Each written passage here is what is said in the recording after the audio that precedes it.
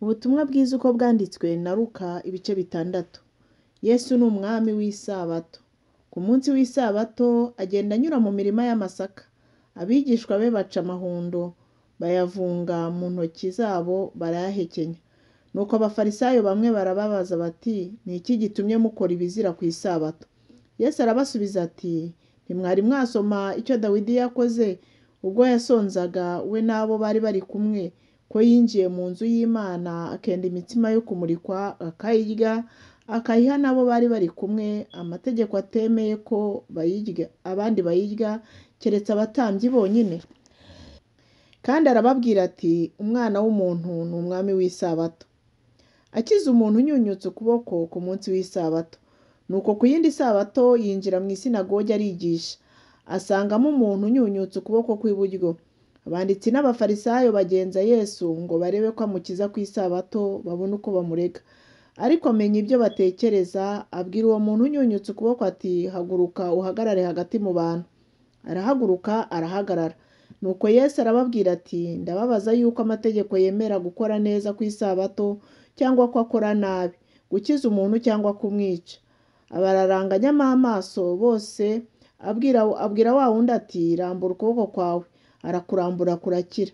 Maze bazabiranywa n'uburakari bajya inama y'uko bazagenza Yesu.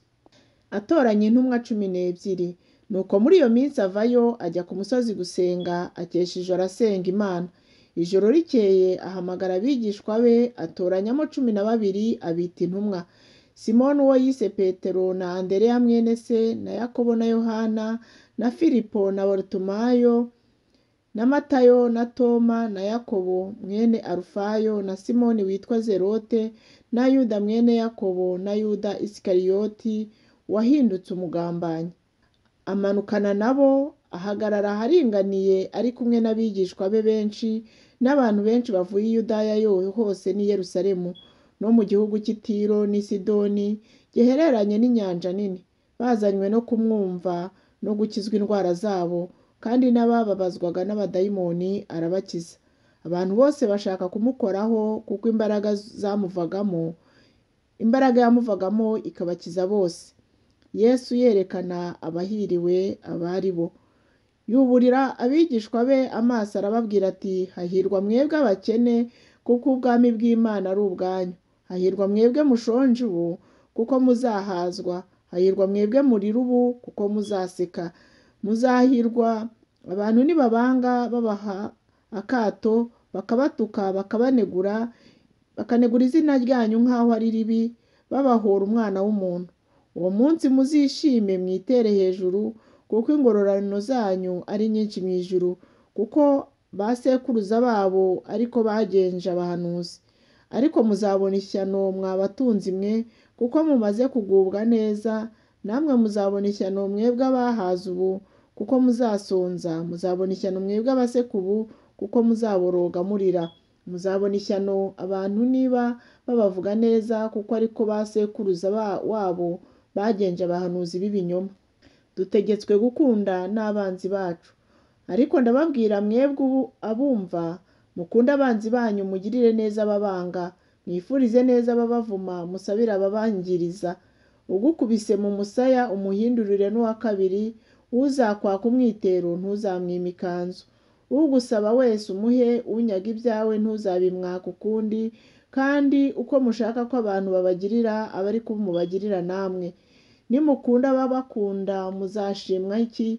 Abanyabyaha nabo bakunda ababakunda. Kandi nimugirira neza ababagirira neza muzashimwa iki? Abanyabyaha nabo niko bakora. Kandi nimuguriza abo mutekereza ko bazabaguriza muzashimwa iki? Abanyabyaha nabo niko baguriza abandi banyabyaha, kugira ngo bazagurirwe ibihwanye n'ibyo babagurije, bazaguzurirwe ibihwanye n'ibyo babagurije. Ahubwo mukunde abanzi banyu, mubagirire neza, mugurize abantu mudatekereza ko bazabishyura. Nibwo ingororano zanyu zizaba nyinshi, namwe muzaba abana bisumba byose, kuko ugirira neza ababi n'indashima. Mugirirane imbabazi nk'uko so nawe azigira. Kandi ntimugacire abandi urubanza mu mitima yanyu, kugira ngo namwe mutazarucirwa.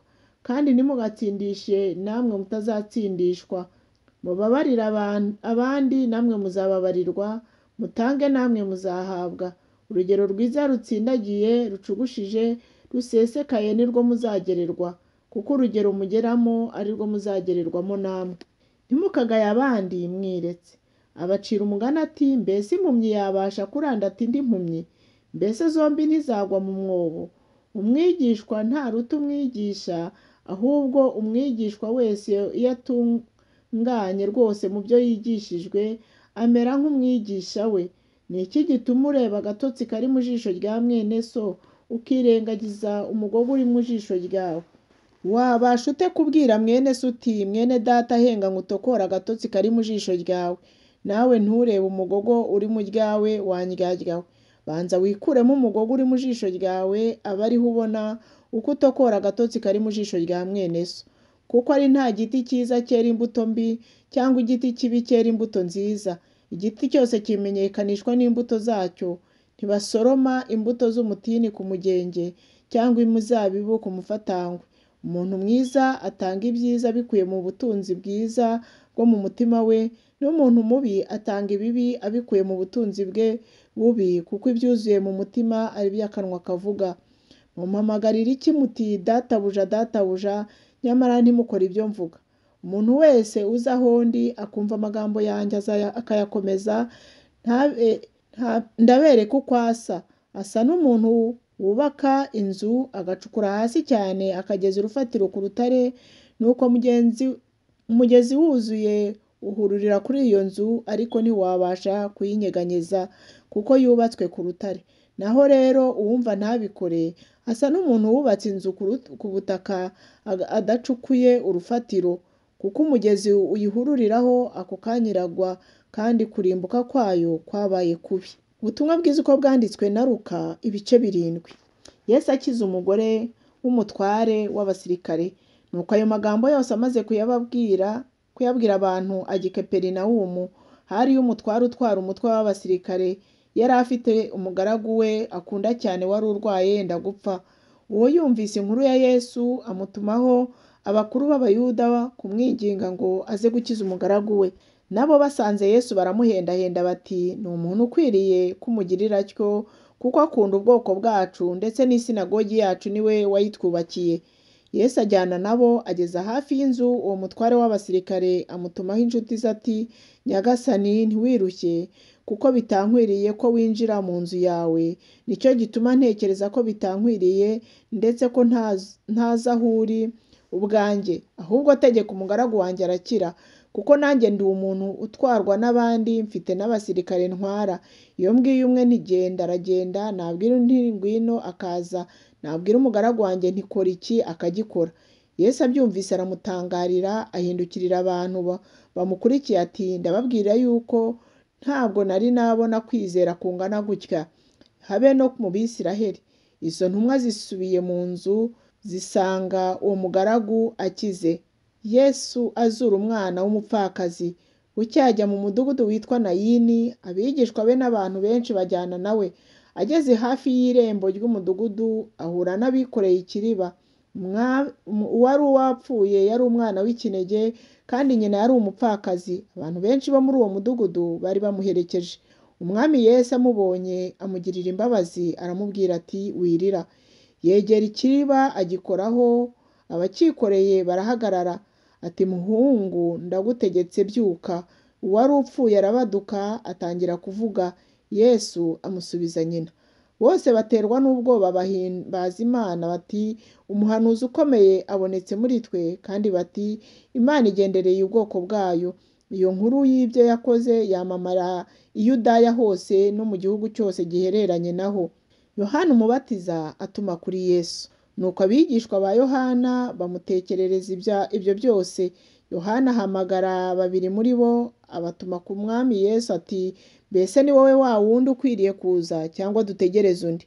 Basohoye kuri Yesu baramubwira bati, Yohana umubatiza aradutumye ngo, ni wowe wa wundi ukwiriye kuza, cyangwa dutegereze undi?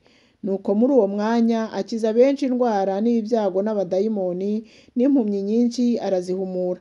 Arabasubiza ati, nimugende mubwire Yohana ibyo mubonye n'ibyo mwumvise. Impumyi zirahumuka, abacumbagira baragenda, ababembe barakira, ibipfamatwi birumva, abapfuye barazurwa, abakene barabwirwa ubutumwa bwiza, kandi hahirwa uw'ibyanjye bitazagusha. Yesu ahamya Yohana Umubatiza. Intumwa za Yohana zimaze kugenda, atangira kuvugana n'abantu ibya Yohana ati, mwajyanywe mu butayu no kureba iki? Ni urubingo ruhungabanywa n'umuyaga? Ariko se mwagiye kureba iki? Ni umuntu wambaye imyenda yorohereye? Erega abambara imyenda y'abarimbyi n'abagaburirwa ibyiza baba mu ngo z'abami. Ariko se mwajyanywe no kureba iki? Ni umuhanuzi. Ni koko, kandi ndababwira ko aruta umuhanuzi cyane. Uwo ni we wandikiwe ngo, dore ndenda gutuma integuza yanjye mbere yawe, izakubanziriza itunganye inzira yawe. Ndababwira yuko mu babyawe n'abagore ari ntawe uruta Yohana, nyamara umuto mu bwami bw'Imana aramuruta. Abantu bose n'abakoresha b'ikoro bamwumvise bemera ko Imana idaca urwa kibera, kuko babatijwe na Yohana. Ariko abafarisayo n'abigishamategeko ubwo batabatijwe nawe bifukije inama z'Imana. Mbese ab'iki gihe ndabagereranya n'iki? Kandi bameze nk'iki? Ni nk'abahungu bato bicaye mu maguriro bahamagarana bati, twabavugirije imyironge ntimwabyina, twaboroze ntimwarira. Yohana Umubatiza yaje atarya umutsima, atanywa vino, muravuga muti afite dayimoni. Umwana w'umuntu aje arya anywa, muravuga ngo dore iki kirura cy'umunywi w'inzoga n'inshuti y'abakoresha b'ikoro n'abanyabyaha. Ariko ubwenge bugaragazwa n'abana babwo bose ko ari ubw'ukuri. Umugore w'umunyabyaha asiga Yesu ku birenge. Umwe mu bafarisayo aramurarika ngo asangire nawe. Yinjira mu nzu ye aricara ngo arye. Umugore wo muri uwo mudugudu wari umunyabyaha amenya yuko arira mu nzu y'uwo mufarisayo, azana umukondo w'amavuta meza ameze nk'amadahano, ahagarara inyuma ye hafi y'ibirenge bye arira. Atangira kumutonyangiriza amarira ku birenge, abihanaguza umusatsi we, asoma ibirenge bye, abisiga ayo mavuta. Uwo mufarisayo wamuraritse abibonye aribwira ati, uyu muntu yaba umuhanuzi yajyaga kumenya uyu mugore umukozeho uwo ari we kandi uko ameze, ko ari umunyabyaha. Yesu aramusubiza ati, Simoni, mfite icyo nkubwira. Ati, mwigisha mbwira. Ati, hariho umuntu wagurizaga wari ufite abantu babiri bamubereyemo imyenda. Umwe yarimo umwenda w'idenariyo 500, undi arimo 50. Ariko kuko bari babuze ubwishyu, azibaharira bombi. Mbese muri abo bombi warushije undi kumukunda ninde? Simoni aramusubiza ati, ngira ngo n'uwo yahariye inyinshi. Nawe aramusubiza ati, uvuze neza. Akebuka uwo mugore abwira Simoni ati, urareba uyu mugore? Ninjiye mu nzu yawe ntiwampa amazi yo koza ibirenge, ariko uyu we antonyangirije amarira ku birenge, abihanaguza umusatsi we. Ntiwasomye? Ariko aho ninjiriye uyu ntiyahwemye kunsoma ibirenge. Ntiwansomye? Ariko aho ninjiriye uyu ntiyahwemye kunsoma ibirenge. Ntiwansize amavuta mu mutwe? Ariko uyu we ansize amavuta meza ku birenge. Nicyo gitumye nkubwira yuko ababariwe bya byaha bye byinshi, kuko yagize urukundo rwinshi. Ariko ubabarirwa bike akunda buke. Abwira umugore ati, ubabariwe ibyaha byawe. Nuko abasangiraga nawe batangira kubazanya bati, uyu ninde ubabarira n'ibyaha? Abwira uwo mugore ati, kwizera kwawe kuragukijije, genda amahoro. Imana ibaha umugisha. Tuzakomereza ejo ku bice 8 byo muri ubu butumwa uko bwanditswe na Luka. Mugire umunsi mwiza, ndabakunda mu izina rya Yesu.